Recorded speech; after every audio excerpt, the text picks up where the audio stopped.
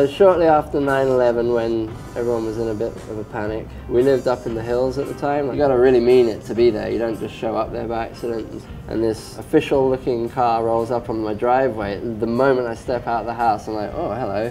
Full Men in Black style glasses, black tie, white shirt. He's like, are you Michael Manzoori? I'm like, yeah. He says, where were you 8 months ago on May the blah blah blah? And I'm like, I have no idea, man, where were you? He's like, well, basically, you were seen on this corner of this street, parked, rummaging in the dirt. Can you explain what you were doing there? And I thought about it, and that street corner, there was this just crappy little ditch that occasionally I'd like sweep it out and do some kick turns in, you know? So I was like, well, there's nothing there, just dirt and a ditch, and I was probably just sweeping that out. He's like, oh, okay, and he looks around, and there's, you know, skateboard on the porch. Sized it up pretty quick and was like, okay, you're pretty legit. And I was like, how did this work? How did you guys come to me? Like, why? And he said, you know, he showed me his FBI badge and everything. And he said, basically, someone saw me parked, took down my license plate, you know, called the cops on me. The cops ran a check. Obviously, in my info, it says I'm born in Iran somewhere. So he literally was like, that immediately put your file onto the terrorist file. So it was, that's why it took 8 months. It took him 8 months to find me, and all I said was like, yeah, I was just skating a ditch. And he was like, oh, okay, cool, looks about right, see ya. And that was it. I was like, serious, that's it? So I'm like on some terrorist list because of that. One of the first times I found out I was on a bad luck streak with cameras was when I was real young. We're out filming in this parking lot in Birmingham, England. These two little pikey kids had seen us skating before. The guy comes along right as I'm putting the camera into the bag. And he whips out this big old blade and he just comes lunging at me and he's like, give me the camera. It was a dirty blade, it wasn't shiny or anything. But it just all happened at once. I'm sitting there putting the camera in the thing and he just steps at me like, give me the camera, like that. And I just went, and started running, you know, like I didn't think, I just started running. And then I tripped and ate shit. Camera falls out of the bag because I hadn't time to seal it up. And as I'm clambering to grab all this, the dude like jumps on top of me. He's like looking at me with crazy eyes. And I was like, I'm fucking gonna piss my pants.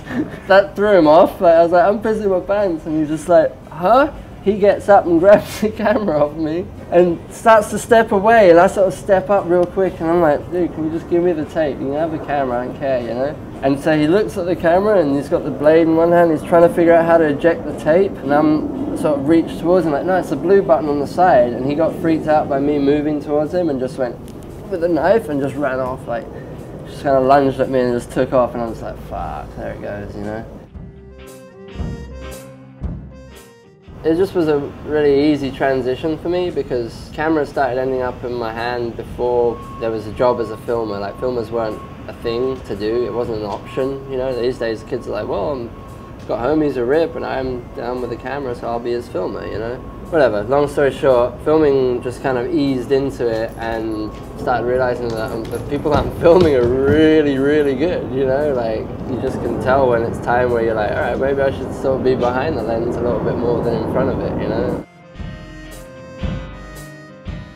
Well, yeah, exactly, that's the thing. I mean, the whole thing is about enjoying skating, you know, so once in a while I always joke about it. It's like you feel like, oh, when's someone going to give you the wake-up call, it's time to go to work and get a real job, you know? I mean, I know I work really hard and all that stuff, like, as far as, like, the time and effort you put into stuff, like, it's the same as other people put into their jobs, but because it's skating, you, like, so you feel like you're getting a free pass at doing something you're into, so.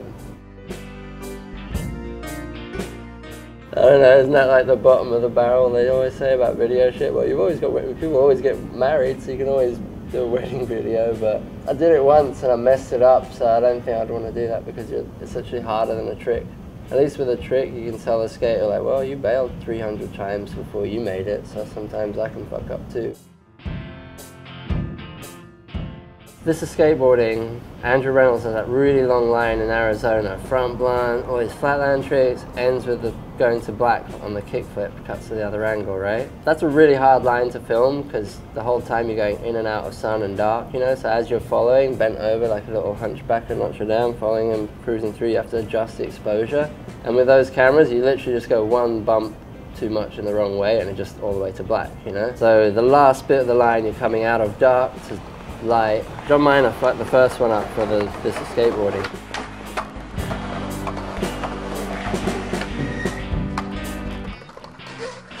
Fuck! And then now we're out filming Stay Gold, same spot. Andrew wants to just do a switch tail and then backside flip the stairs real quick. And I've made the mistake of saying to Andrew, don't worry, I won't make it go to black this time, jinxing myself completely. I managed to keep my word and not go to black because I bumped it a little notch one or two the wrong way and actually blew it out, overexposed it, so it kind of went more to white. So it was still unusable. To make it worse, as we showed up to the spot, so did probably 70 local skaters. So it was like a demo situation, 70 skaters wrapped around the bottom of these stairs. Andrew makes the first one amazingly. When I'm trying to explain to him that I fucked it up, like he just didn't believe me for a while, you know?